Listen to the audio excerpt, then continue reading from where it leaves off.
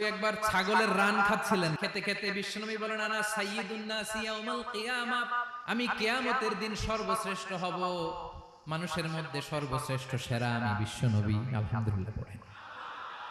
বিশ্বনবী বলেন সেদিনটা বড্ড ভয়ঙ্কর, সেদিন কেউ কারো কোনো উপকারে আসবে না, বন্ধু বন্ধুর কাজে আসবে না, স্ত্রী স্বামীর উপকারে আসবে না, স্বামী স্ত্রীর উপকারে আসবে না, পীর সাহেব মুরিদরে বাঁচাতে পারবে না, মুরিদ পীর সাহেবরে বাঁচাতে পারবে না, নেতা কর্মীর পরিচয় দিবে না, কর্মী নেতার পরিচয় দিবে না, ভাই বোনকে চিনবে না, বোন ভাইকে চিনবে না, বাবা তার সন্তানকে চিনবে না, মেয়েকে দেখে মা দৌড়ে দৌড়ে পালাবে।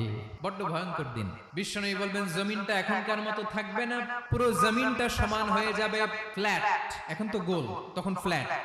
সবাই এক জমিনের উপরে দাঁড়াবে, সূর্যটা মাথার কাছে চলে আসবে, সূর্যের গরমে মানুষের মাথার মগজ গলে গলে কানের ছিদ্র নাকের ছিদ্র দিয়ে বেয়ে বেয়ে পড়বে।